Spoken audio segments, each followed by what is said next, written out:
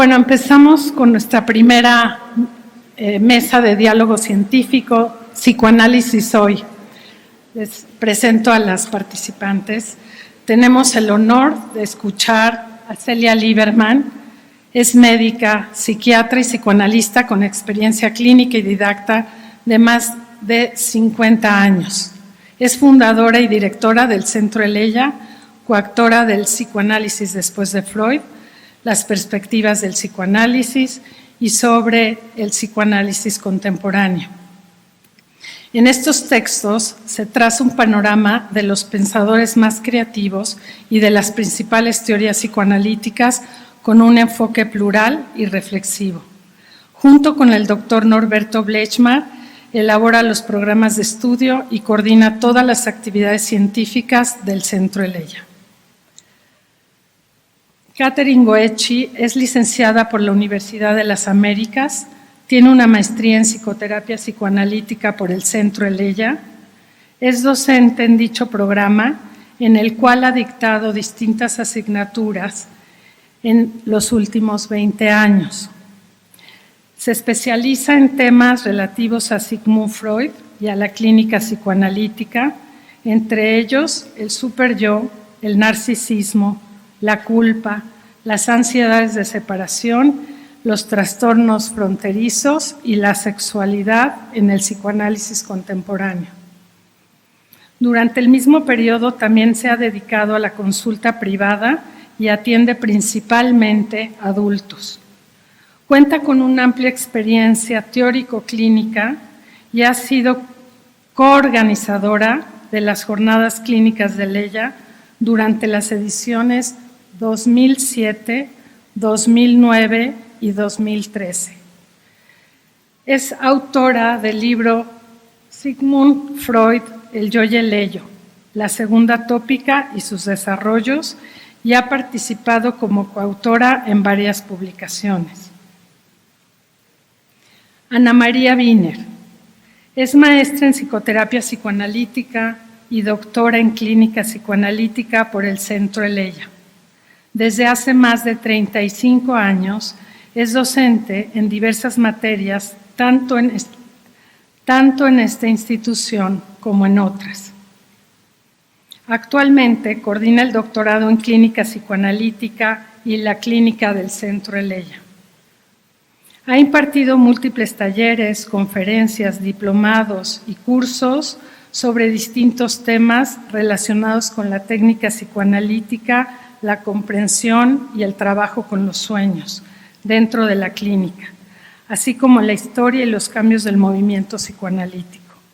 Es coeditora de los libros La sexualidad, Jornadas 2017 e Identidad e Identificaciones, Vértices psicoanalíticos, sociales, culturales y neurobiológicos, Jornadas 2019.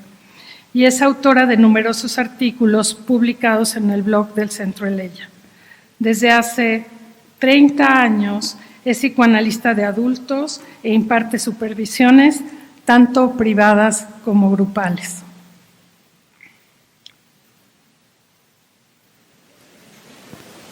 Buenos días a todos. Esperando que se arregle el problema técnico de para que la doctora Celia Lieberman pueda hacer su ponencia, vamos a empezar Ana María y yo, y Celia tan pronto se compone la situación técnica. Entonces agradezco mucho la invitación al comité organizador de las jornadas. Gracias a todos por su participación y venir hoy numerosos. ¿Me escuchan bien? Me imagino. El título de lo que les voy a platicar es Psicoterapia y Psicoanálisis, Clínica Contemporánea. Empezaré con unos relatos clínicos. Alma, de 28 años, consulta porque algo anda mal. Acaba de tronar con su novio después de 2 años de noviazgo. Si bien fue la primera vez que apareció el deseo de conservar un vínculo a largo plazo, se percató de que le era imposible sostener una relación de cercanía. Ahora que está sola, menciona haber caído en un estado de depresión o de vacío. Lo que aqueja a Víctor, de 40 años, es el no sentirse normal. Es incapaz de experimentar emociones en carne propia. Solo percibe un dolor que describe como sordo, pero en realidad es un dolor mudo, que se expresa a través de una serie de padecimientos físicos. Ha sufrido una serie de abandonos en la primera infancia. Cuando irrumpen los afectos al cabo de unos meses de terapia, afectos violentos que encubren la agresión del que siempre se ha defendido, Víctor teme por su existencia mental y física. A los 35 años, Roberto ha sufrido varios duelos consecutivos. Poco a poco se destapa una pérdida previa en su propio self, que en su momento había pasado desapercibida. La pérdida de los objetos ha provocado una hemorragia en su narcisismo. Llega al consultorio inmerso en una sensación de estancamiento que lo tiene atrapado. Resalta la ausencia de cualquier tipo de deseo. A intervalos regulares, Ana, de 30 años, está invadida por una angustia incontenible. Siente que se le va a derrumbar su mundo y su mente. En ocasiones, dichos episodios son seguidos por breves sensaciones de exaltación donde el mundo externo e interno se ilumina de nuevo. Cuando Ana no está sostenida por esos picos en sus emociones, se instala una sensación de sinsentido. Para salir de ella, provoca una situación extrema, como si las altas y bajas fueran una sustancia adictiva. Esos relatos ponen en evidencia varias dificultades. El dolor psíquico es grande, teñido por una lógica de desesperanza. La cercanía emocional con otro es problemática e inclusive peligrosa. El yo es frágil. La construcción de un sentimiento de, entre comillas, yo soy o bien yo quiero, en breve la experiencia de identidad parece fallida. Las angustias son difusas, predominan las de tipo depresivo. Se teme tanto al abandono como a la invasión. Uno de los conflictos principales se relaciona con el derecho a existir de manera separada de los objetos primordiales. Son situaciones que muchas veces ponen en jaque al narcisismo, entendido como ese núcleo de lo subjetivo, protector del sí mismo, que emerge a partir del narcisismo primario. Es lo que permite construir una identidad y experimentar placer, lo dice Green en el 1993. Estamos bastante alejados del campo psicoanalítico de la neurosis, descubierto y articulado con mucha sagacidad por Freud a fines del siglo XIX, donde predomina la tríada siguiente: un deseo articulado en torno al principio de placer, su prohibición a través de la represión y su simbolización mediante el sueño y las formaciones de compromiso en general. Las angustias centrales de los cuadros neuróticos, siendo la de castración, son sentimientos de no estar a la altura o de no alcanzar el éxito, y de penetración. Les hablaré ahora brevemente de lo no neurótico. Dichos relatos son característicos, o sea que los relatos clínicos del inicio son característicos de funcionamientos mentales no neuróticos. Me imagino que mis colegas habrán tenido experiencias similares en su práctica. Trabajar con pacientes que presentan ese tipo de conflictos es un reto. No solo nuestra escucha y posibilidad de comprensión están puestas a prueba, sino también nuestra tolerancia. Muchas veces son pacientes que no traen sueños. Cuando sí lo hacen, no parecen demasiado interesados en descubrir su significado. Luego estamos frente al dilema de cómo intervenir.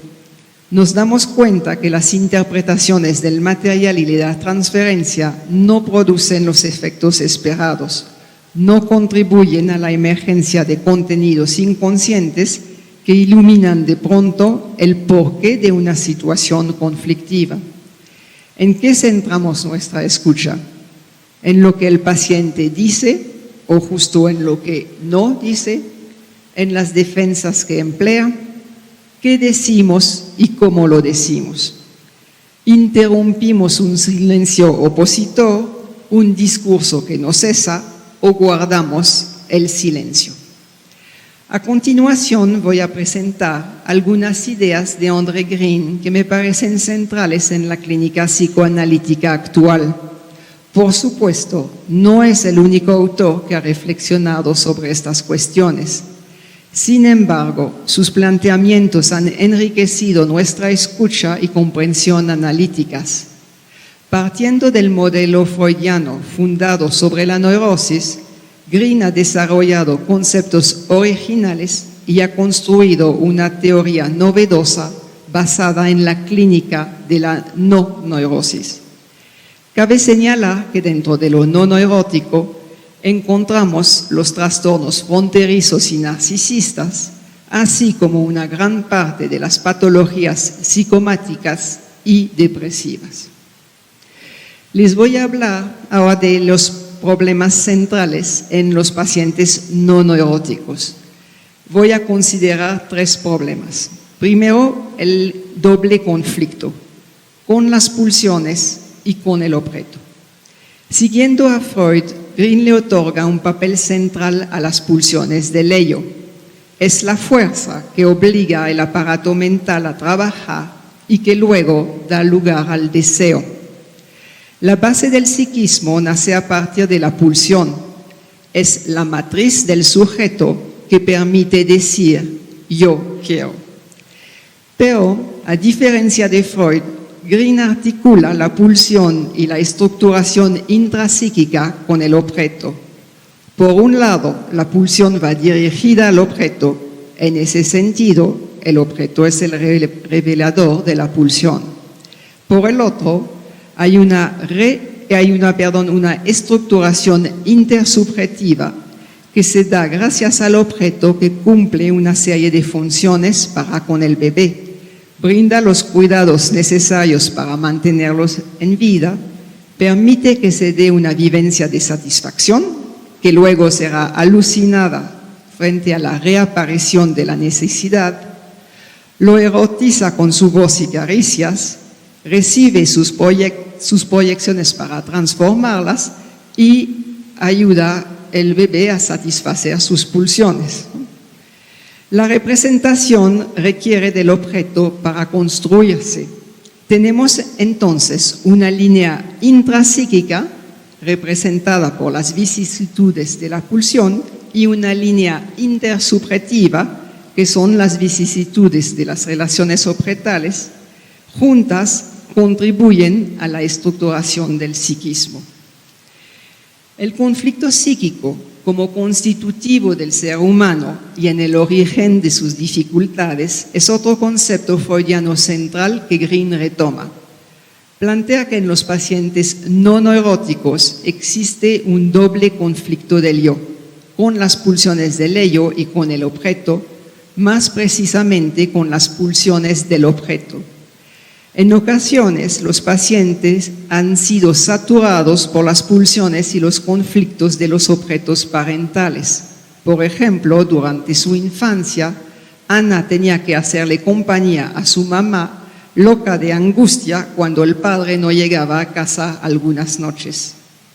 En el conflicto con el objeto y sus pulsiones se juega la cuestión de los límites del yo y por ende del narcisismo. ¿Qué es mío? ¿Qué es del otro? Lo que se tambalea es la diferencia respecto al objeto. Es la razón por la que las angustias de abandono e invasión son omnipresentes.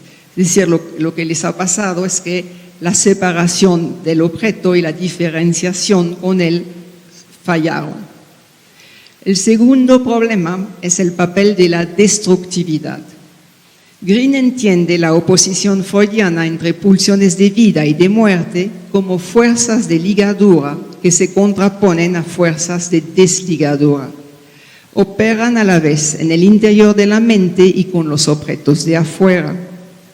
Cuando de repente se pierde el interés en una actividad o en una persona significativa, podemos suponer que ocurre una desligadura.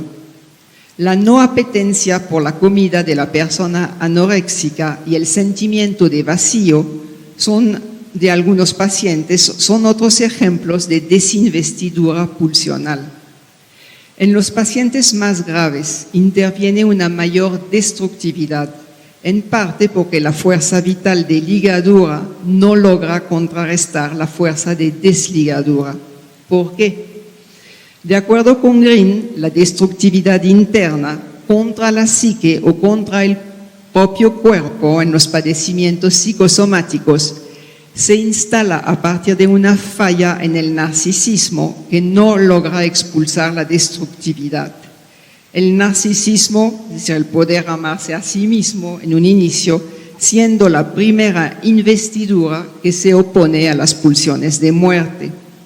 Luego, la pulsión de vida se pone en marcha gracias al objeto y a su amor. Es el objeto que promueve la intricación o mezcla de las pulsiones. Si no cumple su función, la desligadura predominará sobre la ligadura. La destructividad sobresale entonces frente a una doble falla del narcisismo, del sujeto y del objeto. La dificultad a la que nos enfrentamos en la clínica es que los aspectos más destructivos de una persona son irrepresentables las más de las veces. Escapan al lenguaje y a la posibilidad de volverse conscientes. Lo irrepresentable no corresponde a lo reprimido, ni a la incapacidad de recuperar un trozo de historia. En cambio, se trata de lo no ligado y lo no representado, es decir, hay una ausencia de simbolización en la que las pulsiones no están ligadas a una representación. Se da la cadena siguiente: desligadura, no representación, expulsión fuera del psiquismo. Por eso, Green considera que los pacientes limítrofes obedecen a una lógica del acto y no del sueño, como los neuróticos, vía la descarga pulsional, el acting, la somatización, donde el conflicto se evacúa en lugar de recibir una mediación psíquica. El tercer problema central que voy a tomar en cuenta son los trastornos del pensamiento. En general, la posibilidad de procesar experiencias emocionales y por ende pensar lo propio, crear un significado, se nota muy comprometida en los pacientes no neuróticos. La aparición del pensamiento depende de dos factores: una falta y una base sólida. Sin falta del objeto o de la satisfacción, no hay necesidad de pensar.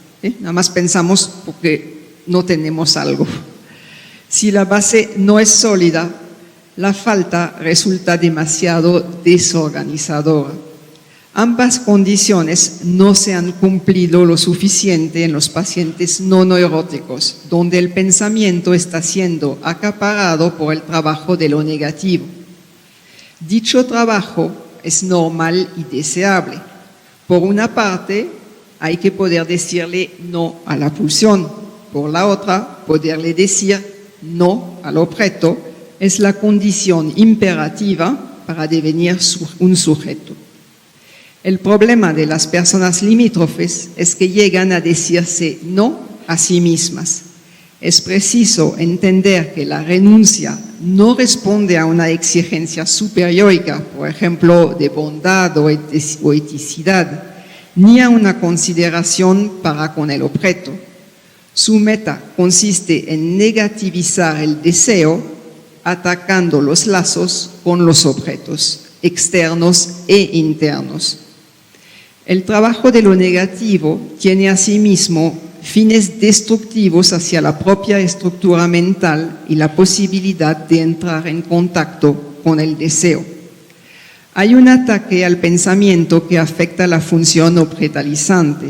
Se transforma en una función desobjetalizante en la que se desinvisten los objetos.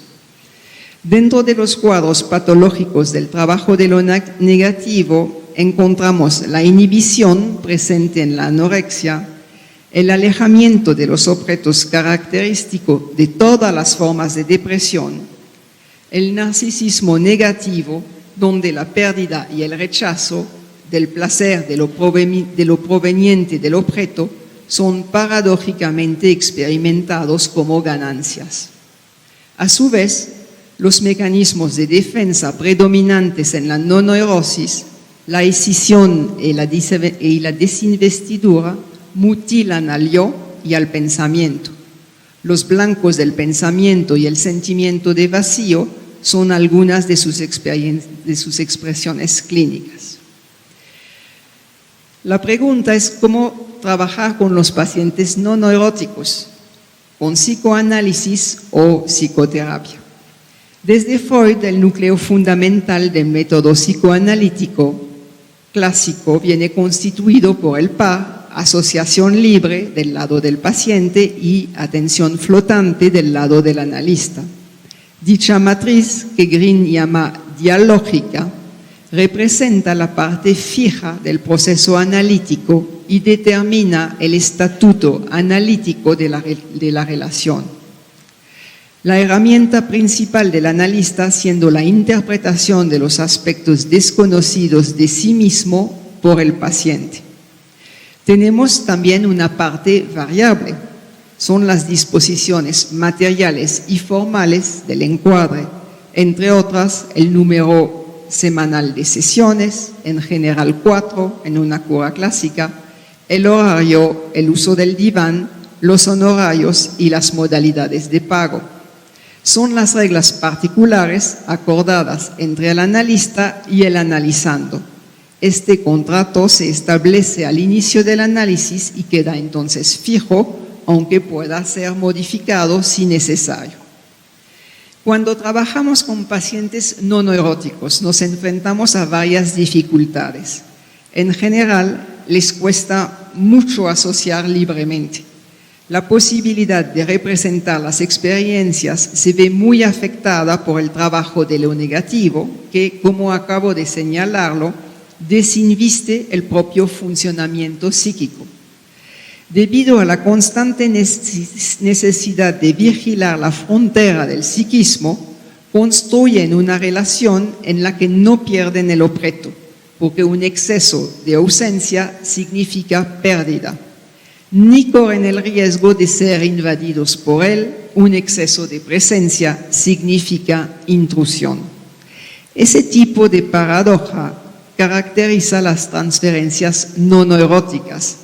Son pacientes que no toleran bien el silencio del analista. El uso del diván causa lo que Green llama un síndrome de desertificación psíquica. Lejos de fomentar las asociaciones, conduce a que el individuo se repliegue en sí mismo y contribuye a la emergencia de una sensación de vacío durante la sesión. El problema no estriba en que el analista sea vivido como un personaje hostil por sus imposiciones. En cambio, dado que el paciente no lo ve, siente que no hay nadie que lo escucha. Por todas esas razones, el encuadre de la cura clásica no resulta adecuado. De acuerdo con Green, es necesario modificar el encuadre de modo a crear las condiciones que posibilitan tanto el funcionamiento de la matriz dialógica, es decir, asociación libre y atención flotante, como el trabajo de representación. Eso significa que conviene mejor una psicoterapia. ¿Cuáles son las modificaciones que vamos a implementar? Aceptar ver al paciente cara a cara, porque tiene que asegurarse de nuestra presencia. Ser flexible en cuanto a la frecuencia de las sesiones. Proponer 2 sesiones semanales para modular las ansiedades de separación e intrusión que se dan al mismo tiempo, entendiendo que el paciente se defiende del objeto trauma que se reactiva en las sesiones. Bajo determinadas circunstancias, tal como un desborde emocional, es posible que 3 sesiones resulten oportunas por un tiempo, con el fin de ofrecer mayor contención. Con otras personas será más indicado empezar con 1 sesión semanal. ¿Cuál es el trabajo del analista? Escuchar la comunicación verbal y no verbal del paciente. Lo más importante consiste en sostener la relación terapéutica. El paciente tiene que percibir el interés del analista, su investimiento en el diálogo y el trabajo compartido. Para lograrlo, resulta muy útil recurrir a formas de intervención no interpretativas, en particular comentarios y preguntas. Por ejemplo, a la persona que nos cuenta que fue a visitar a su padre, le podemos preguntar cómo le fue. Otras intervenciones consisten en el señalamiento y la confrontación frente a una contradicción evidente en el discurso o bien una contradicción entre el lenguaje verbal y no verbal. A veces, los pacientes hacen preguntas y conviene darles una respuesta directa. La interpretación de contenidos inconscientes se hace en pequeñas dosis, observando cuál es su efecto. Son pacientes que le exigen más trabajo al analista, en particular un trabajo imaginativo para ayudar a representar, elaborar lo irrepresentable poniéndolo en palabras. Es indispensable poder tolerar el no entender de inmediato lo que sucede en la sesión y la incertidumbre. Es esa famosa, es el menos K, ¿no? Esto. Asimismo, es preciso tener mucha paciencia, es decir, la capacidad negativa. Asimismo, es preciso tener mucha paciencia. Las personas con estructuras no neuróticas suelen provocar reacciones contratransferenciales intensas. Nuestra capacidad de comprensión va a sufrir ataques. En ocasiones, entre una sesión y la siguiente, inclusive después de un periodo de trabajo fructífero, uno tiene la impresión de estar frente a Penélope, la esposa de Ulises, que destejía en la noche lo tejido en el día. Es una de las consecuencias de los aspectos destructivos de la personalidad siempre al acecho. A través del trabajo terapéutico, dicha destructividad podrá adquirir una representación en lugar de ser una mera descarga pulsional. Se preguntarán qué se conserva de lo analítico, de lo psicoanalítico, pues son 2 cosas: la actitud del terapeuta y la meta de la terapia. A fin de cuentas, la meta es la misma que en una cura clásica. Se busca promover la reflexividad, que el paciente se percate de su participación en situaciones de sufrimiento y también de sus aciertos. La actitud del terapeuta sigue siendo psicoanalítica, se mantiene neutral, es decir, no juzga ni toma partido. Guarda cierta distancia para introducir la terceridad. En ese sentido, el encuadre, así como el diálogo entre el paciente y el analista, son objetos terceros. Para Green es fundamental el encuadre interno del analista, que resulta tanto del análisis propio como de las experiencias con sus pacientes. Frente a la heterogeneidad de los cuadros clínicos y de las variaciones en el encuadre, es el encuadre interno del analista que sostiene el trabajo y el pensamiento clínico. ¿Servirá ese tipo de terapia? se tiende a creer que el análisis clásico es lo de veras, es el oro y el cobre de los que nos hablaba Marta hace rato. Y entonces que el análisis clásico tiene mejores resultados. No es forzosamente así. Es cierto que las psicoterapias de corte analítico suelen ser más largas que un análisis clásico. Sin embargo, vale la pena emprenderlas, dado que permiten transformaciones y cambios psíquicos significativos en pacientes no neuróticos. Muchas gracias.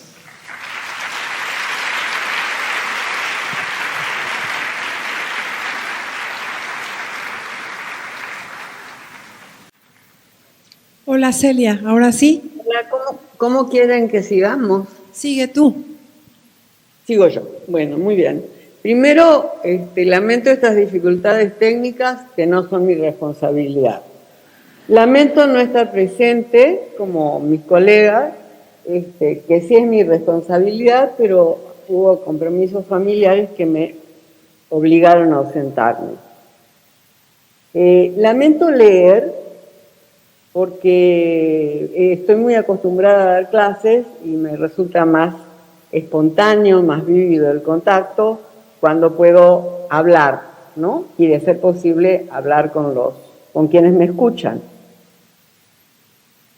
La otra complicación es que hay mucha gente que está escuchando estas exposiciones y hay personas con más información psicoanalítica y otras con mucha menos. De modo que he tratado de equilibrar los niveles de conocimiento y de exposición para que todo el mundo pueda entender por lo menos una parte de lo que quiero explicar. Y cuarto, que yo voy a tomar la transferencia y la contratransferencia como unidad de comprensión central que tiene que tener el analista con su actitud psicoanalítica para poder entender los conflictos inconscientes de los pacientes y también traducírselos de una manera tan simple y tan coloquial que ellos lo entiendan desde su propia perspectiva, porque si no, por muy buenas que sean las interpretaciones que hacemos, si los pacientes no los entienden, no logramos nuestro objetivo terapéutico.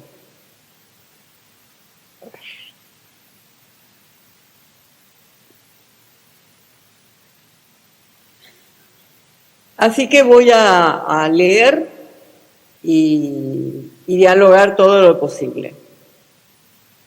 El psicoanálisis, como teoría y como método para la atención de pacientes con sufrimiento psíquico, tuvo desde sus orígenes muchísimas modificaciones. Primero, su creador, Freud, fue quien cambió muchísimas de sus teorías. Como él partió de la clínica y de ahí armó sus primeras teorías, el aplicar las nuevas técnicas la llevaron a nuevos descubrimientos que le llevaron a otras conclusiones y entonces tuvo que ir modificando sus teorías. Así cambió la primera teoría del aparato psíquico. Luego estableció otra teoría de las funciones, diferente de la inicial, cambió su teoría de la angustia y del narcisismo. También realizó numerosos cambios en la técnica y en las expectativas sobre los resultados de los tratamientos. Lo que quiero decir es que, en esta introducción, es que las modificaciones teóricas y técnicas que se han ido dando a lo largo del desarrollo del psicoanálisis no son novedad. Son cosas que han sucedido siempre desde la creación del psicoanálisis por Freud. Luego de 1935 y hasta la actualidad, surgieron muchos autores que hicieron cambios conceptuales, teóricos y técnicos sobre estas ideas iniciales. El resultado fue que se amplió el campo de aplicación del tratamiento psicoanalítico a otros grupos de pacientes distintos de los neuróticos, y esto al mismo tiempo dio posibilidad de realizar nuevas observaciones y nuevos descubrimientos. Melanie Klein, Margaret Mahler y muchos otros autores hasta la actualidad, con diferentes enfoques, pusieron las bases para la terapia de niños y adolescentes. La aplicación del psicoanálisis que primero pensó Freud fue solo para pacientes neuróticos y se amplió a los trastornos de carácter, luego a los borderlines, a la psicosis, perversiones, estados confusionales y de ansiedad, con distintos niveles de resultados terapéuticos.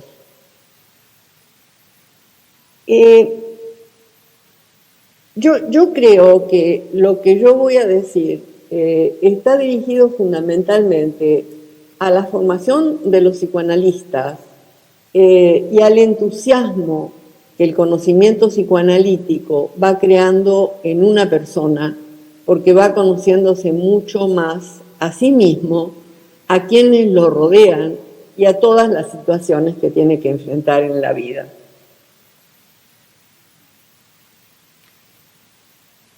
El conocimiento del psicoanálisis se vuelve más interesante para el terapeuta y muchas veces también para el paciente, cuando se lo utiliza para profundizar otros tratamientos, como una terapia de apoyo y de esclarecimiento o un tratamiento de psicoterapia psicoanalítica. Lo que cambia son el tipo de interpretaciones que le damos al paciente, abordando niveles de los conflictos distintos niveles de los conflictos que él trae al tratamiento. Si pienso en un elemento de todas estas variantes que se mantiene en esencia con las mismas características desde Freud hasta la actualidad, diría que en mi manera de entender es el tema de la actitud psicoanalítica del terapeuta, puesto que éste requiere de estar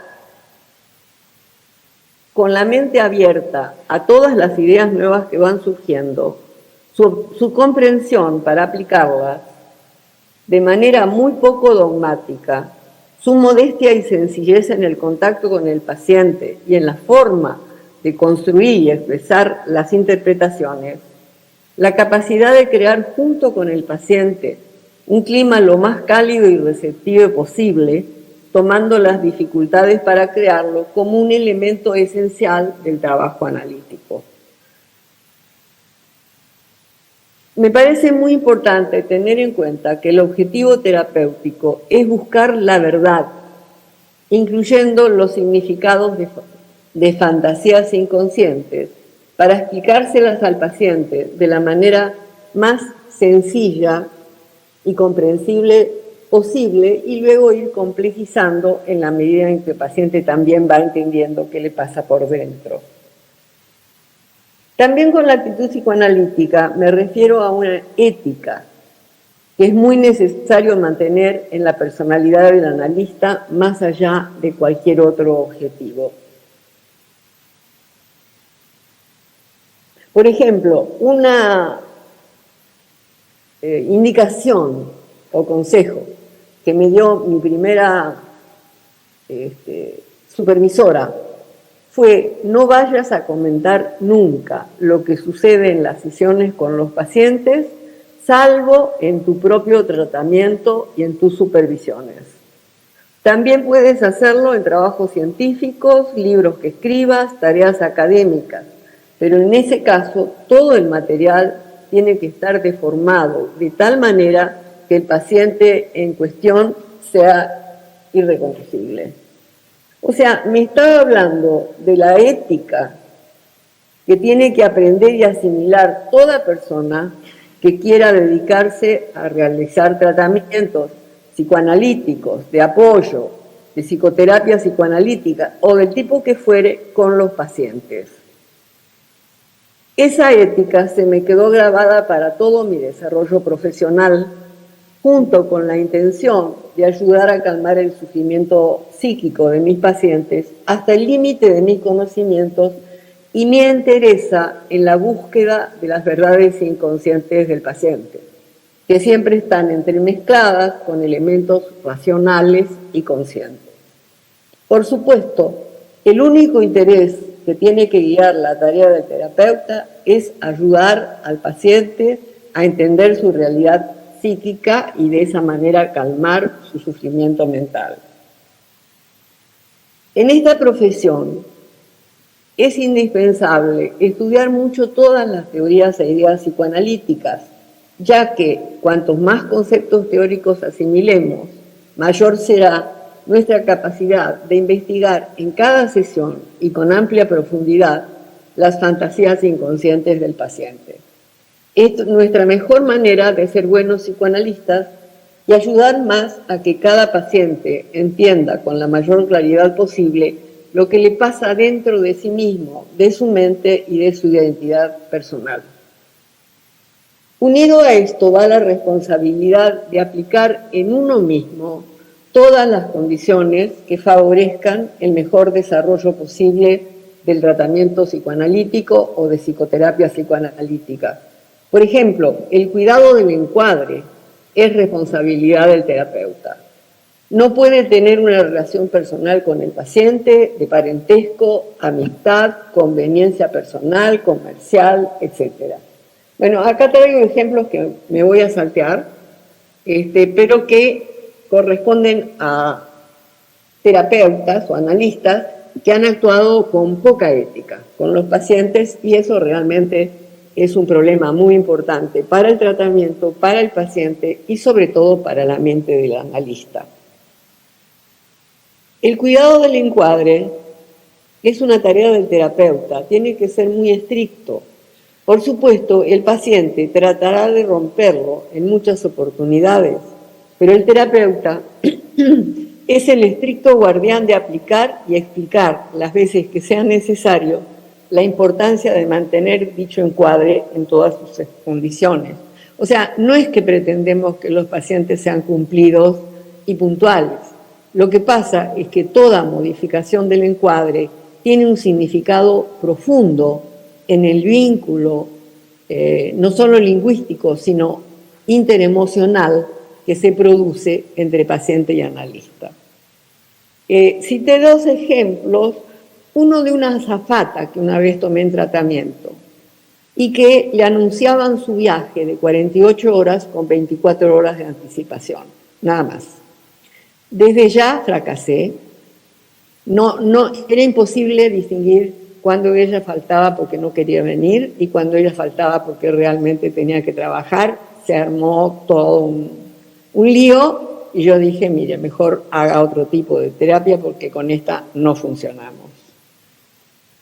También me pasó con una terapeuta a la que le di supervisión, que tenía mucho dinero y le gustaba mucho viajar, de modo que ella cambiaba todo el tiempo las sesiones de sus pacientes, los horarios de sus pacientes.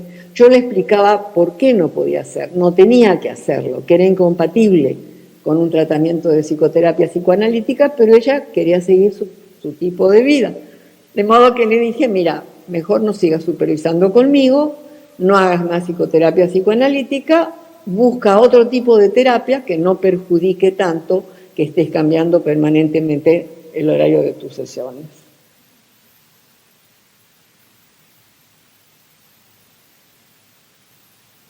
Siempre me llamó la atención que en México, cuando uno pide la asistencia de un trabajador independiente, como un plomero, un jardinero, un electricista, etc., la primera vez que asiste acude solo y ve el trabajo a realizar.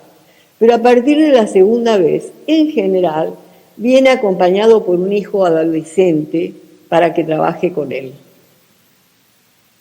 De esa manera aprende la técnica que su padre ya domina, pero también ve la actitud del padre en hacer bien o no tal trabajo, cómo se comporta con el cliente, si es puntual o no en las fechas de entrega, si mantiene una tarifa que resulta adecuada para el cliente, si se preocupa de hacer bien el trabajo. Es decir, no solo aprende lo que tiene que hacer, sino también se identifica con el padre y con su profesión. Digo esto porque me parece que es un buen ejemplo para explicar cómo se aprende a construir dentro de la mente y la emocionalidad del terapeuta una actitud psicoanalítica adecuada durante la formación del psicoanalista. Uno aprende por estudiar psicoanálisis, a tener mayor experiencia con la técnica que usamos en los tratamientos, para saber con qué tipo de pacientes uno trabaja mejor o tiene mayores dificultades, etc. Sin embargo, creo que lo principal de este aprendizaje se logra por identificación, como el hijo del plomero, del electricista o del jardinero. ¿Con quién se va a identificar uno? Con el propio analista y con los supervisores con los que uno aprende a pensar cómo, a partir de todo lo manifiesto que el paciente expresa en la sesión, logramos entretejer los contenidos escondidos de las fantasías y conflictos inconscientes. Asimismo, se aprende una estrategia de cómo se construye una interpretación que pueda ser recibida de la mejor manera posible por el paciente. El tema es que no es solo entender los conflictos inconscientes, que es un trabajo paciente y paulatino, sino que también hay que aprender una estrategia de la interpretación, porque de nada sirve hacer la mejor y más perfecta de las interpretaciones si no está dicha con los términos y en la forma en que la mente de ese paciente lo pueda aceptar. Después quiero dar dos ejemplos, uno de una perturbación transferencial y otro de una contratransferencial, para que se entienda mejor lo que estoy queriendo decir.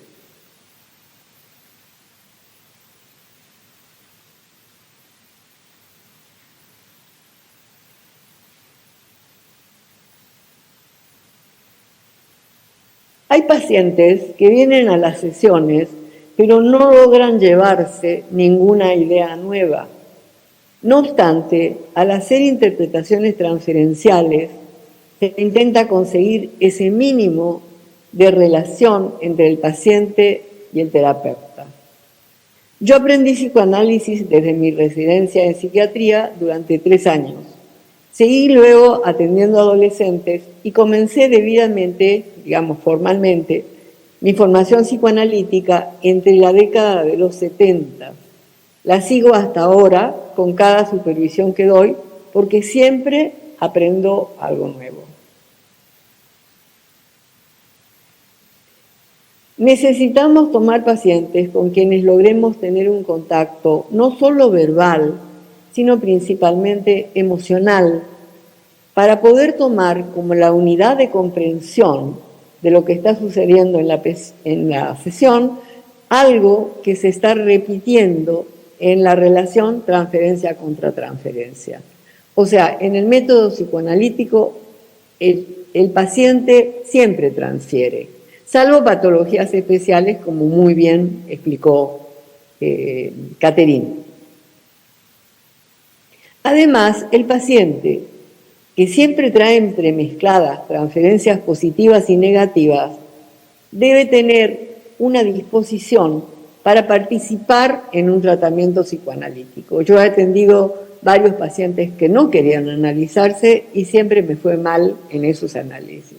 Se requiere una mínima disposición a aprender algo nuevo, abrirse a qué le puede decir uno que piensen, digamos, diferente, porque si no, mi experiencia es que es muy difícil atender a los pacientes.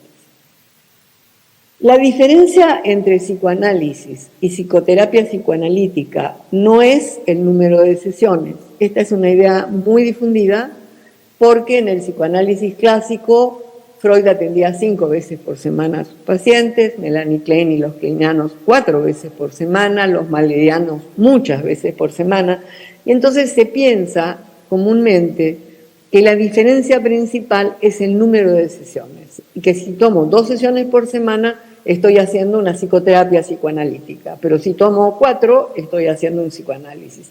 No es así. Puede haber psicoanálisis eternos, donde el paciente paga puntualmente, asiste puntualmente, habla, trae sueños y no pasa nada.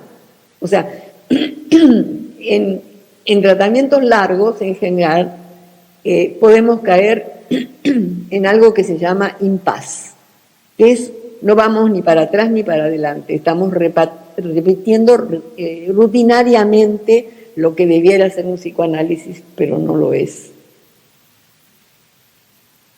Lo que diferencia para mí psicoanálisis de psicoterapia psicoanalítica es la tarea que hacen entre los dos, tomando como unidad de comprensión siempre cambiante lo que el analista va comprendiendo de las fantasías inconscientes del paciente, que infiere cuando pasa del contenido manifiesto al latente en el vínculo transferencia contra transferencia. Se me ocurrió a mí cuando escribía esto que es parecido a cuando uno aprende un idioma nuevo. Tiene que aprender todo de nuevo. Las palabras al principio nuevas no se asimilan rápido. Se tiene que estudiar la correspondencia entre ellas. En este caso, las fantasías inconscientes del paciente y cómo le construye una interpretación que le aclare lo que le pasa dentro de sí mismo sin que él mismo se dé cuenta, hasta que la mente y la sensibilidad del analista lo aprendan a hacer de manera adecuada. Para eso, reitero, son importantes el análisis personal, como el hijo del plomero o del electricista, y las supervisiones individuales o en grupos pequeños, donde el analista tiene que explicar cómo construye en su mente la interpretación, cómo piensa que es mejor decírsela y se lo pueda transmitir de manera sencilla y comprensible al paciente. En la época de mi formación, por ejemplo, cuando entré a la residencia de psiquiatría, éramos 14 personas. Todas queríamos terminar siendo psicoanalistas.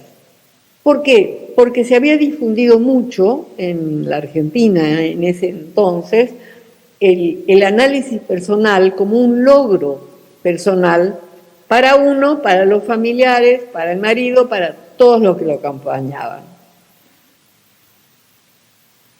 Primero tomábamos pacientes en psicoterapia psicoanalítica y los comenzábamos a supervisar.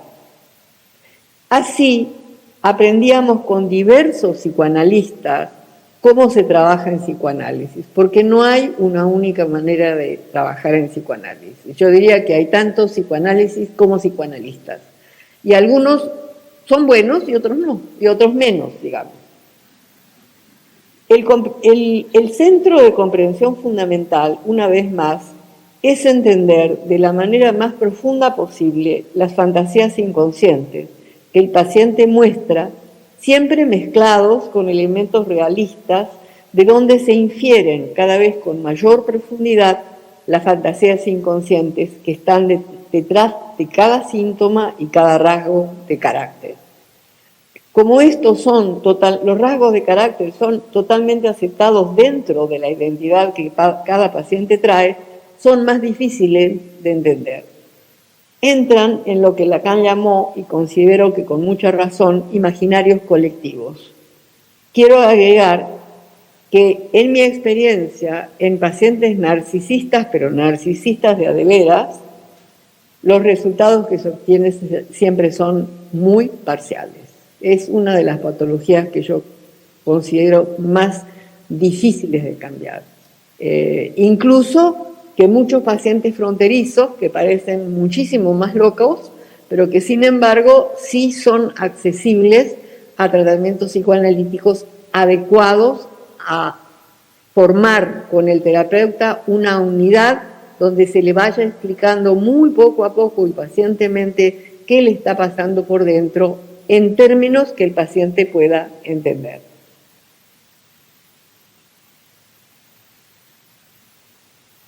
Bueno, ahora les voy a contar dos situaciones de perturbación que yo enfrenté, una en la transferencia y otra en la contratransferencia, y de las que aprendí mucho.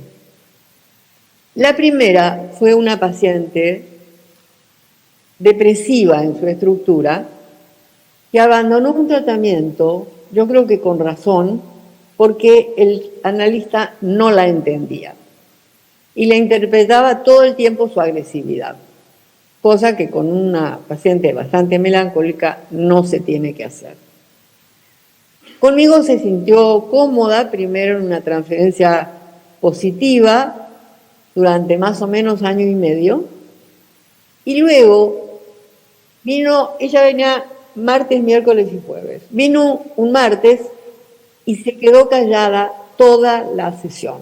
No dijo ni mu, ni tosió, ni ningún gesto, nada.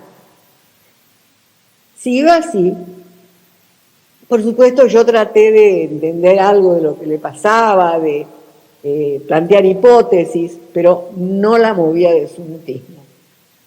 Se pasó así 2 semanas, dificilísimas para mí de aguantar, porque imagínense, eran 50 minutos, venía, se acostaba, se quedaba con los ojos abiertos, pero la boca cerrada totalmente. Llevé esta supervisión en ese momento al doctor Echegoyen, con quien estaba supervisando. Me escuchó atentamente, le dije que había interpretado de todo, le había intentado preguntarle, nada, solo mutismo. Y entonces él me dijo, mire, a mí me parece que tenemos que establecer una estrategia para la interpretación. Tanto usted como yo sabemos que detrás del silencio hay agresividad, pero si usted a una paciente depresiva le interpreta su agresividad, ella lo va a tomar como un reproche, que ya tiene muchos con los que se hace a sí misma, o como una acusación, y se va a poner más paranoide y se va a agravar la situación.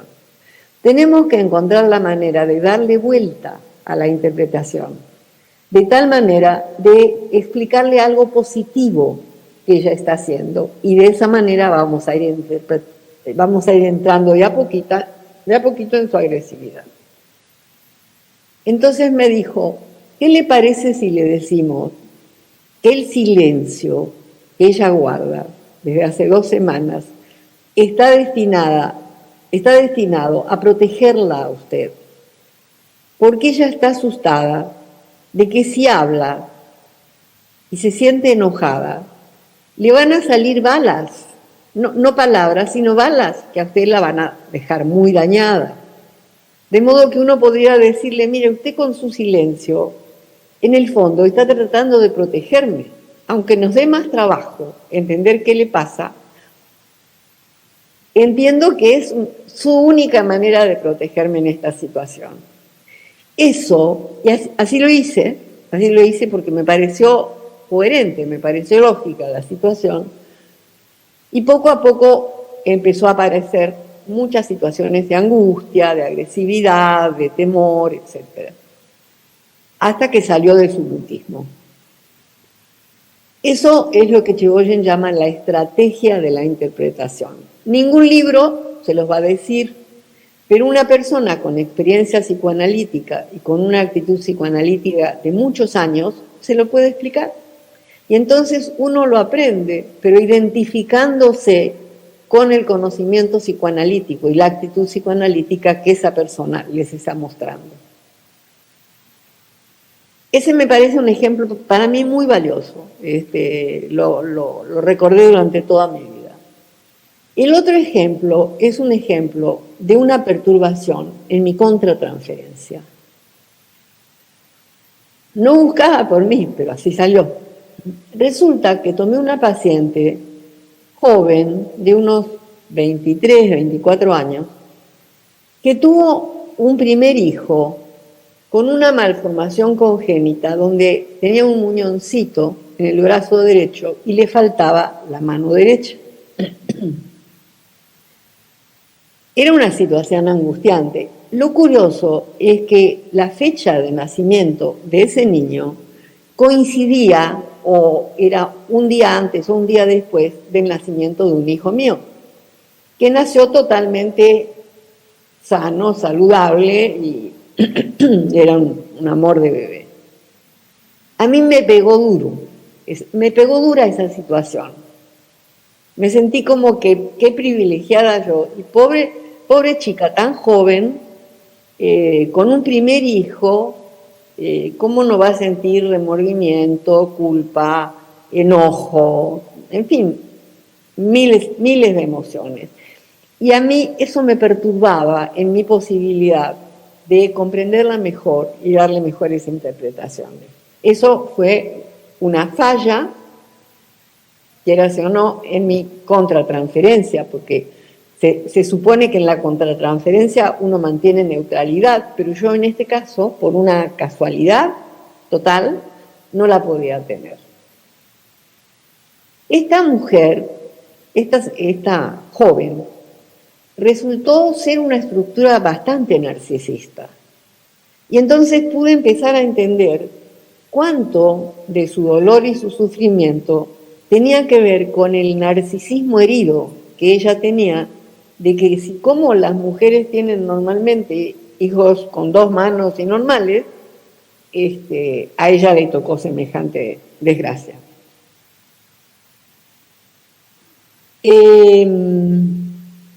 Después, digamos, se puso más en contacto con la problemática y había una institución especializada en hacer aparatos que resolvieran parcialmente esta situación.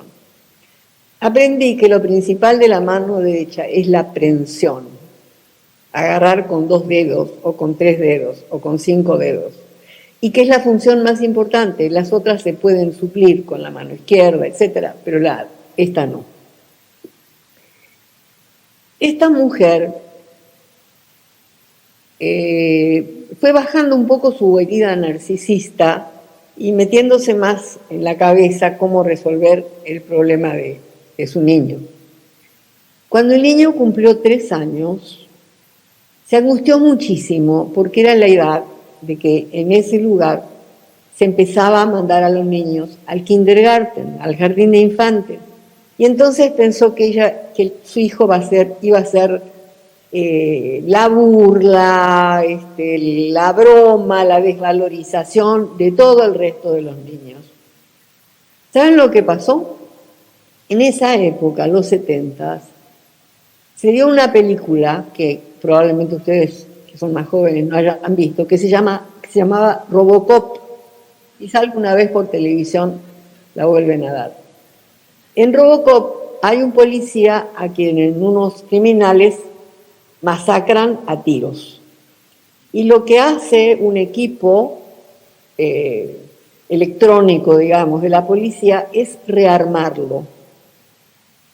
Y lo rearma de tal manera que él puede mover los brazos, las piernas, pensar, reaccionar, sacar de una manera a lo cowboy el revólver. Y es de aquí que cuando el niño llegó con su artefacto, digamos, en la mano, los chicos que habían visto Robocop le dijeron: Robocop, queremos ser como tú. Y se creó como una algarabía, una reacción de alegría, donde lejos de devaluarlo, de desvalorizarlo, etcétera, los niños lo tomaron como ídolo, porque ellos también le decían: ¿me dejas probar? Yo quiero. Les digo esto porque el psicoanálisis, una cosa que tiene es que está llena de sorpresas. Y de pronto las cosas que pensamos más trágicas se pueden transformar en situaciones divertidas.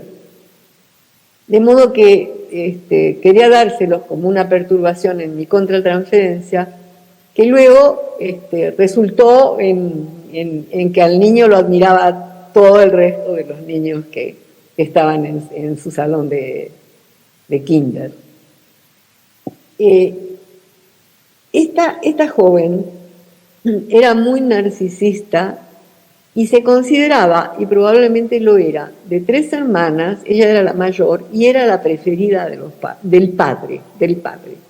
De modo que a cada lugar, al que ella llegaba, no sé de qué manera conseguía ser la preferida del principal.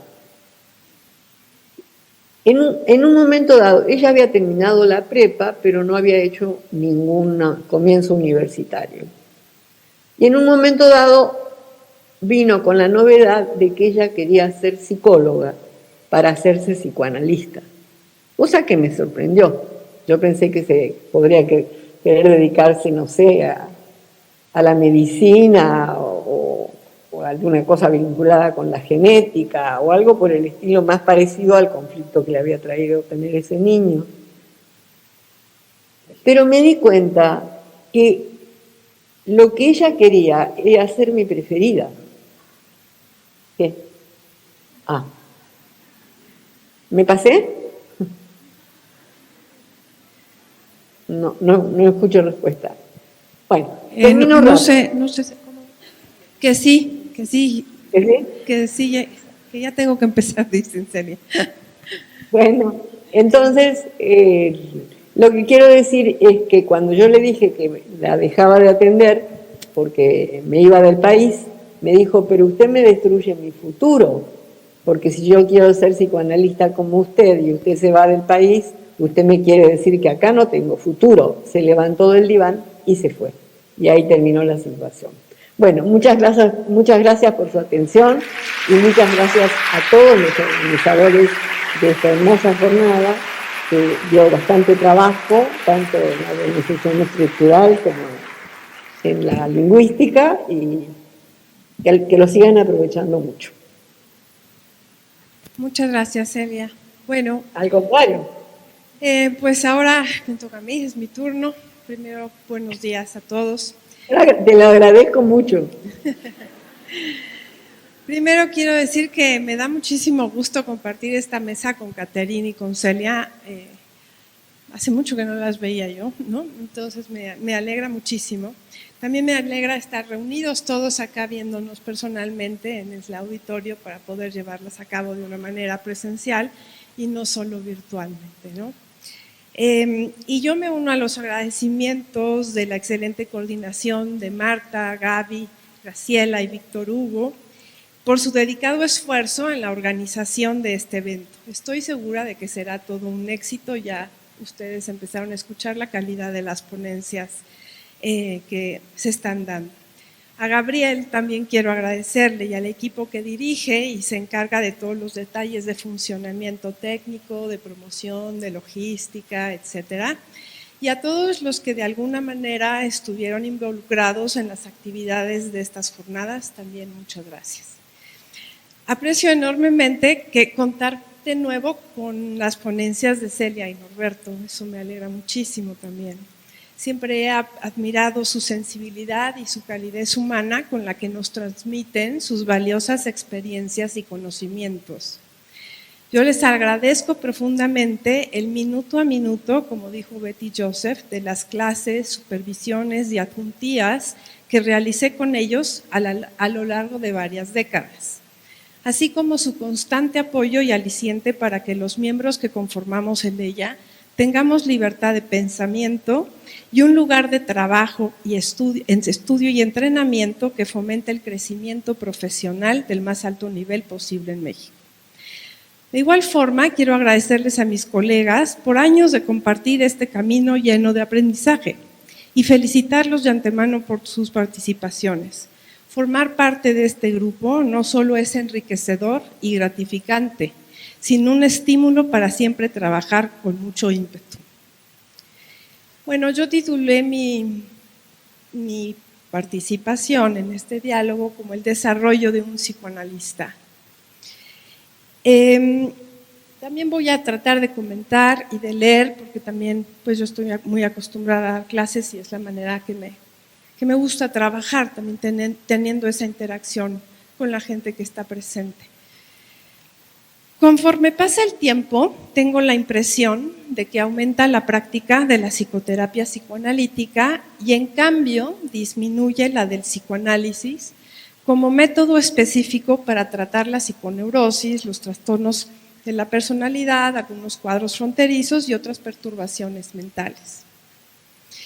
Es un fenómeno que para mi sorpresa se da a nivel mundial, no solo en México. Cuando leí muchos de los artículos para preparar mi ponencia de hoy, es lo que decían muchos psicoanalistas de nivel internacional. Diariamente recibo reportes de los psicoterapeutas de la clínica en los que me solicitan referencias para remitir a pacientes graves que según ellos no se pueden tomar porque son refractarios al método psicoanalítico. Efectivamente, en ocasiones el psicoanálisis no es indicado para tratarlos, pero en muchas sí que lo es, y con mejores y duraderos resultados que otros tipos de terapia. También es muy común escuchar a las personas necesitadas de atención psicológica negarse a tomar psicoanálisis argumentando, como Marta lo decía hace un rato, que es muy caro, difícil, largo, les cuesta mucho, ¿no? Como ajustarse al encuadre psicoanalítico porque les parece muy extraño, tanta puntualidad, ¿no? Dificultad para reponer sesiones, etcétera. Entonces, les parece un poco extraño y no se ajustan del todo bien. O porque no quieren revisar su infancia, sino abordar sus problemas actuales. Y otras ocasiones, los psicoterapeutas y analistas no luchamos lo suficiente por conseguir un trabajo más profundo con los pacientes. No estoy en contra de que se practique la psicoterapia psicoanalítica o cualquier otro tipo de tratamiento, como una psicoterapia de apoyo, una psicoterapia grupal cuando es necesaria. En muchos casos son los tratamientos adecuados y funcionan muy bien. Tampoco digo que el psicoanálisis debe ser el único método psicoterapéutico porque no es para todos. Abogo por conseguir que se impartan más tratamientos que atiendan las esferas inconscientes de la mente, que produzcan cambios significativos en el funcionamiento psíquico de los que nos consultan y no contentarnos con trabajar en la superficie del comportamiento humano. Desde hace varias décadas me esfuerzo por operar en el nivel psicoanalítico más profundo de la mente para ayudar a las personas a mejorar sus vidas. Conseguirlo no me ha sido fácil ni rápido.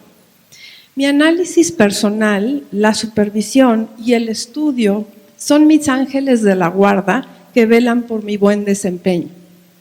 A través de este largo recorrido de formación y entrenamiento, mi manera de analizar a los pacientes ha cambiado de acuerdo con las distintas etapas de mi desarrollo y seguramente lo seguirá haciendo.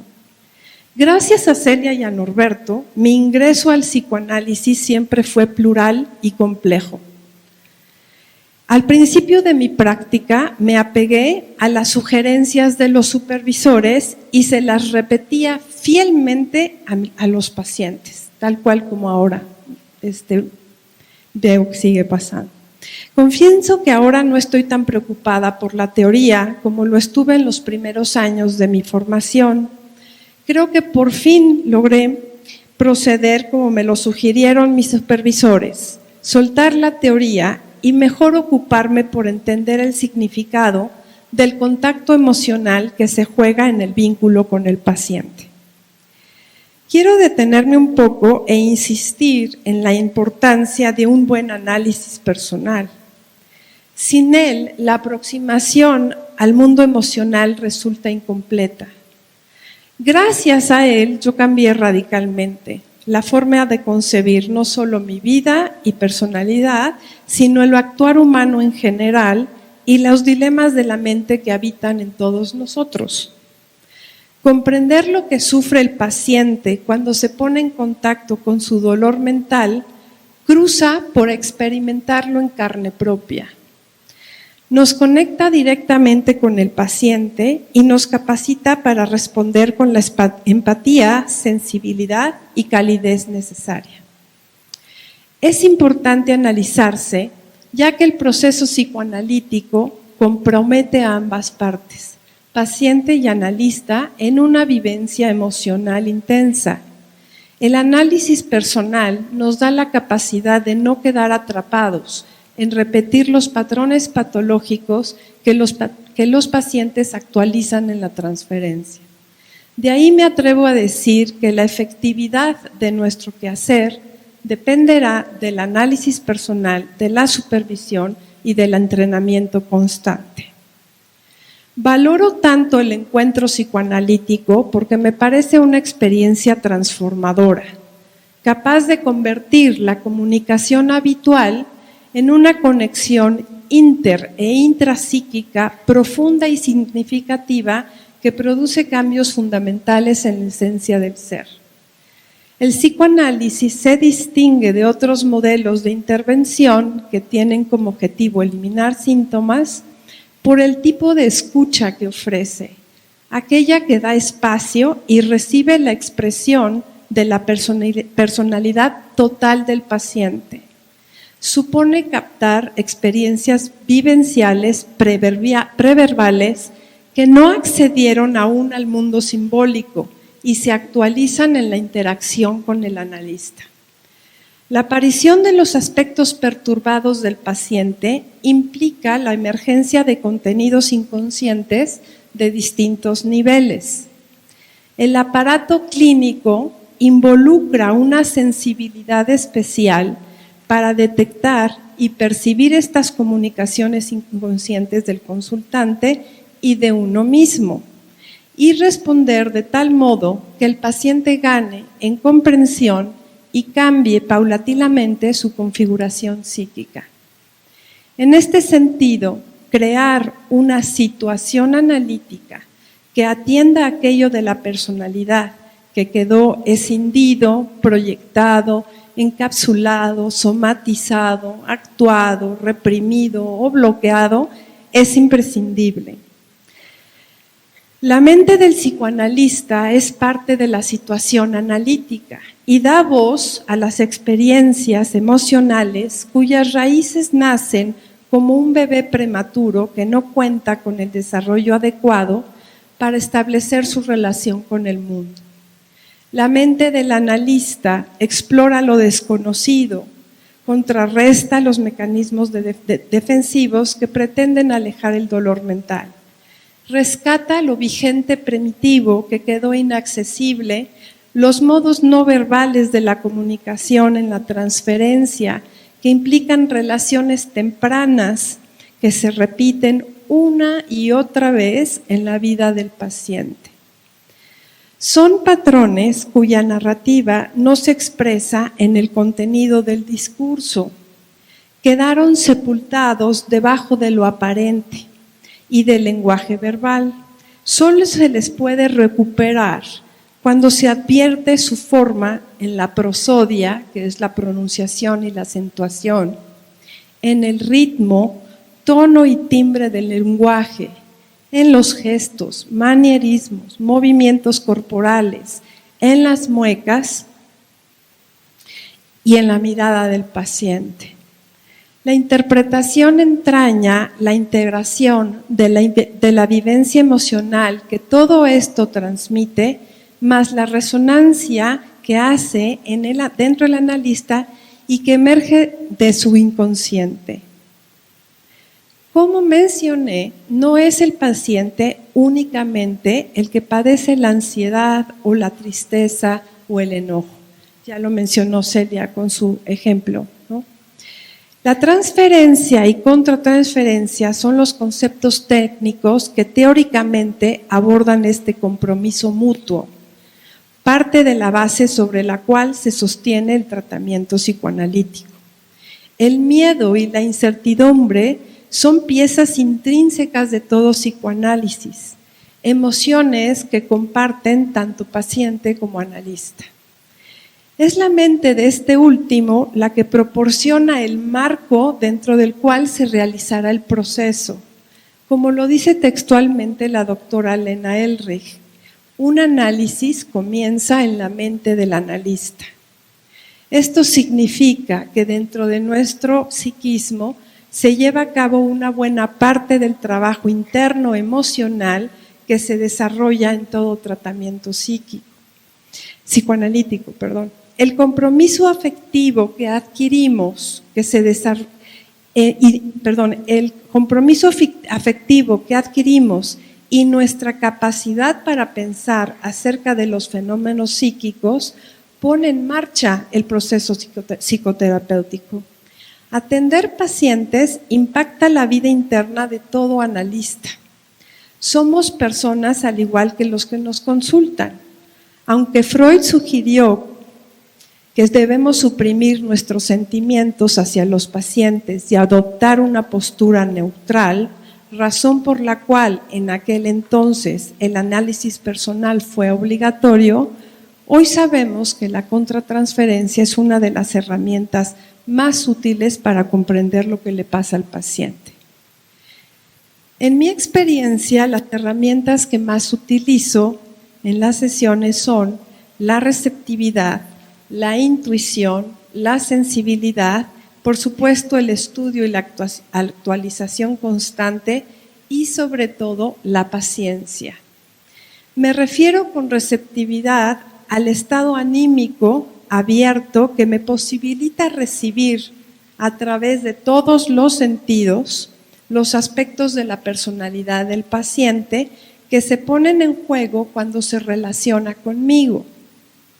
La intuición y la sensibilidad me permiten captar y sentir los estados emocionales que las personas transmiten tanto en su lenguaje verbal como en el no verbal durante nuestra interacción. También de vital importancia es darme cuenta de mi propia reacción ante lo que sucede en el momento. Mi manera de trabajar actualmente apuesta por las interpretaciones que apuntan a discernir la psicodinamia inconsciente de la interacción entre ambos participantes de la relación psicoanalítica, como lo sugiere Edna O'Shaughnessy en un excelente artículo titulado Words and Working Through. En esa misma línea, Robert Hinshelwood sugiere que el sistema analítico implica a dos mundos de experiencia subjetiva e intrapsíquica, dos subsistemas abiertos el uno hacia el otro. La transferencia emerge de la fantasía inconsciente del paciente continuamente. Está activa e interactúa con la del analista y produce un efecto que llamamos contratransferencia. En ese sentido, sigo el modelo de las relaciones de objeto tempranas de la escuela inglesa. Pienso que la asociación libre no transmite mera información, sino que también comunica un mensaje acerca de aquello que motiva a la persona a ser como es, a actuar como actúa y a pensar como piensa. Es un mensaje que produce un impacto emocional en el analista, porque detrás de esa transmisión hay una intención. De repente en la sesión uno se siente enojado o pasivo, sin ganas de pensar o tratando al paciente con pincitas para que no se enoje. Todos esos son los impactos que recibimos dentro de la sesión como parte de esta interacción que hacemos con el paciente. La siguiente etapa en mi manera de proceder comienza cuando me dedico a dar sentido a la situación emocional que vivo con el paciente, a la experiencia afectiva que introdujo dentro de mí y produce una impresión específica. Implica dejarme impactar, observar en silencio mi reacción espontánea ante aquello que perturbó mi estado mental original. Luego, realizar un autoanálisis de mi respuesta. Es claro que también se juega mi subjetividad. Pienso que es difícil conseguir la objetividad en nuestra profesión, ya que nuestro objeto de estudio y nuestra fuente de observación siempre son subjetivos. Quiero comentarles un ejemplo que recién vimos en una de las supervisiones del doctorado y que la alumna, no menciono su nombre por cuidar la confidencialidad del tratamiento, muy amablemente me permite exponer el día de hoy para ilustrar lo que acabo de decirles. Se trata del inicio de una de las primeras sesiones del tratamiento que sostuvo con un adolescente de 18 años a quien llamaremos Manolo. Algunos aspectos importantes de su historia son: la madre del joven, a quien llamaremos Flavia, buscó ayuda psicoterapéutica para su hijo porque un compañero de la escuela lo denunció por acoso y abuso sexual. La señora vive de y para su hijo. El volcarse sobre el cuidado de Manolo se dio a raíz de una amenaza de aborto que ella sufría a los 5 meses de su embarazo, provocado por un fuerte pleito con su marido. Desde entonces está muy al pendiente de él, sin soltarlo ni un minuto y resolviendo todo problema que se le presente. No puede con la idea de no contar en su vida con Manolo. Ante ese escenario, piensa en un suicidio asistido. El chico comentó algo muy importante en una de las entrevistas que la alumna sostuvo con él.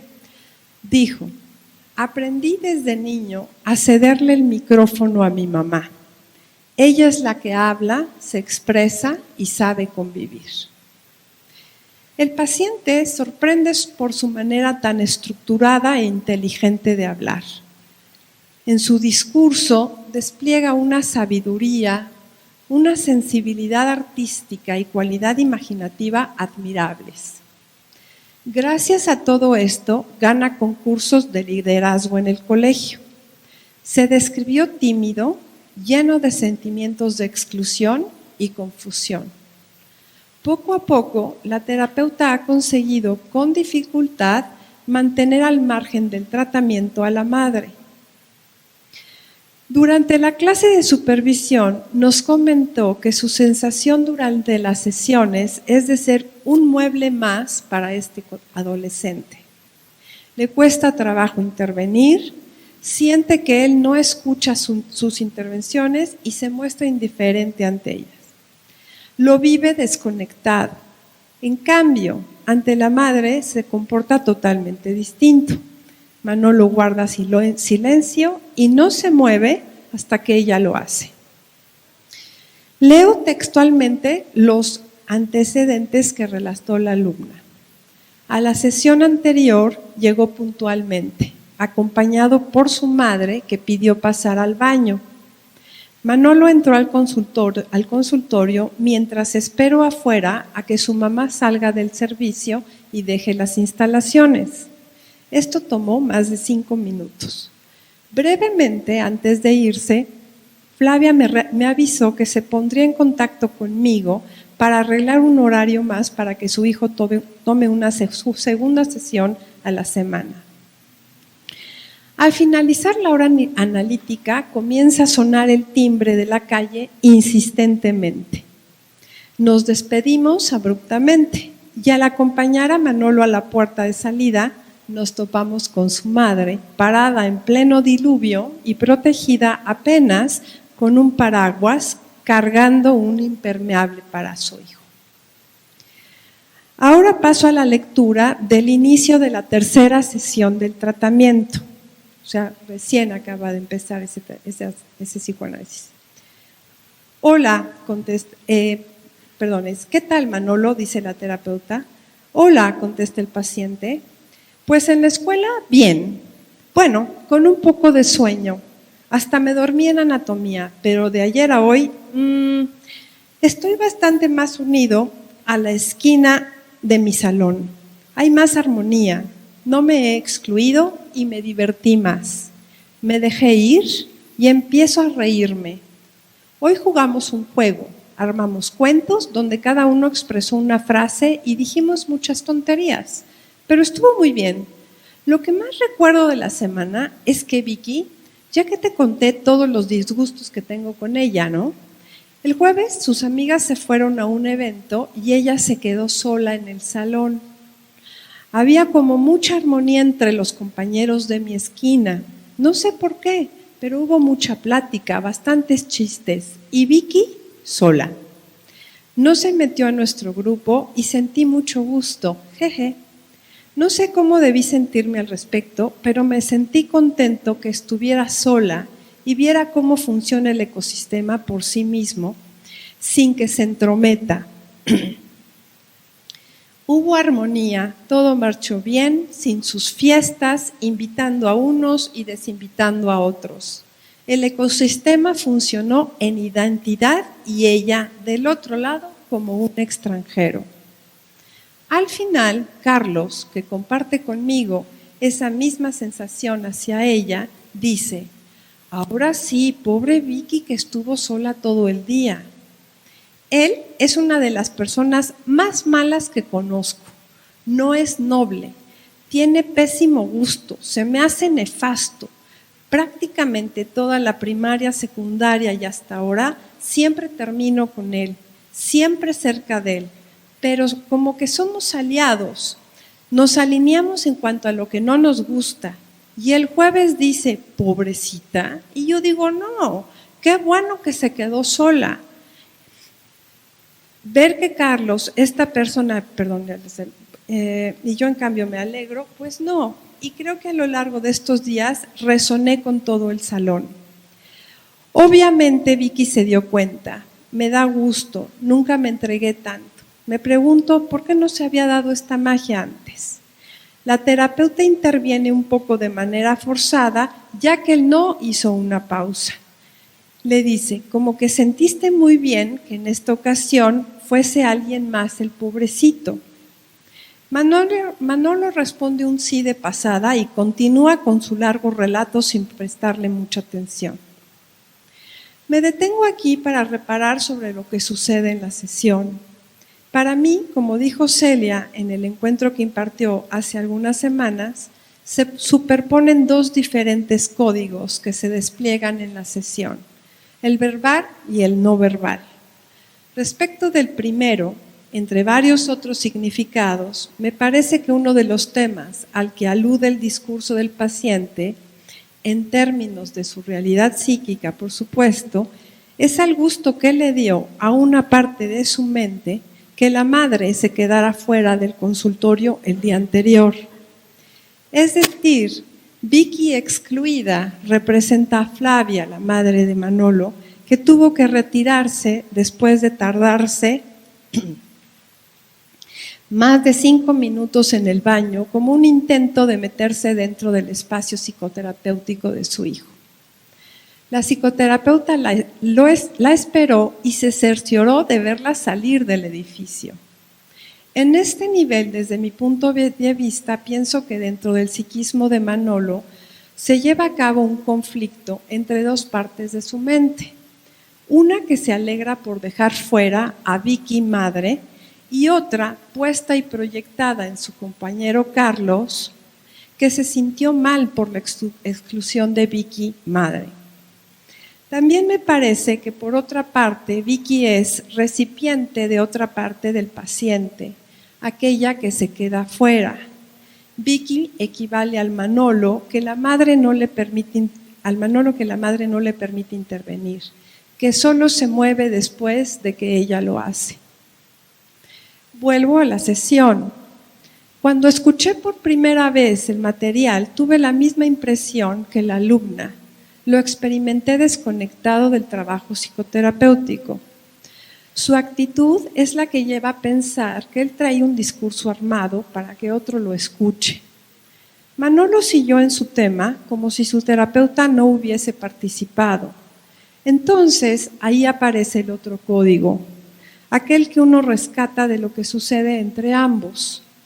El joven se suelta hablando, no oye y provoca que su psicoterapeuta se sienta parte del mobiliario del consultorio.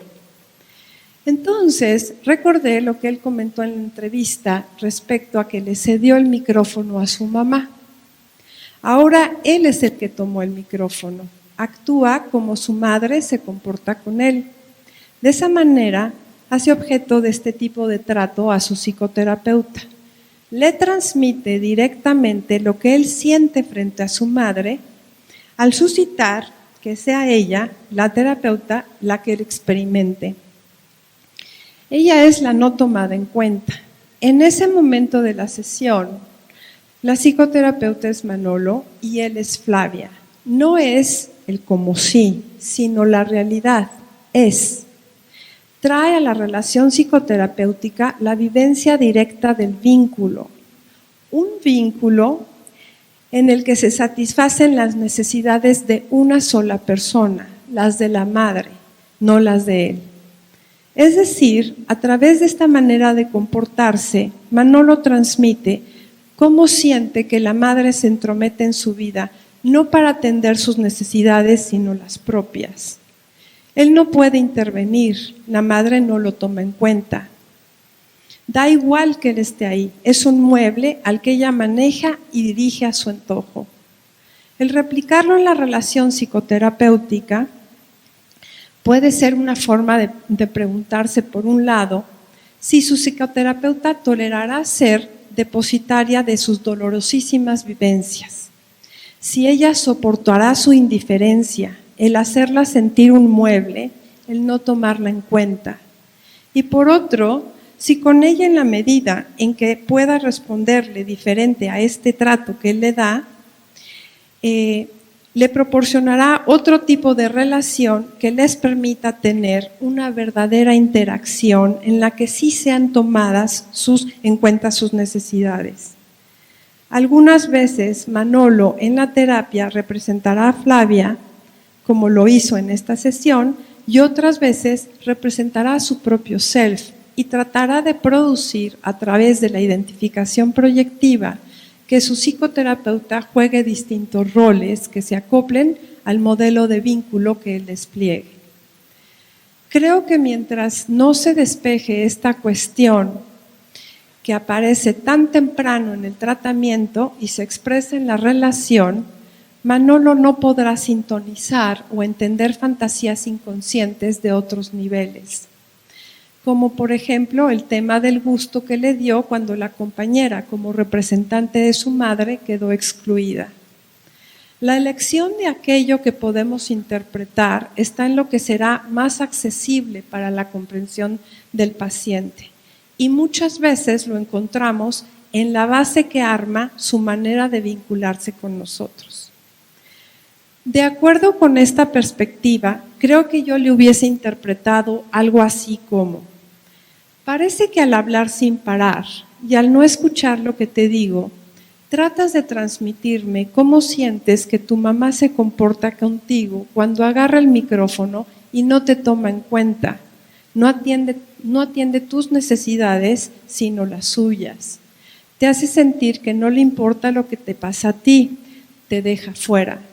Y te preguntas si acá podremos hacer un tipo de relación diferente en donde haya una verdadera interacción entre tú y yo y se consideren tanto tus ideas como las mías.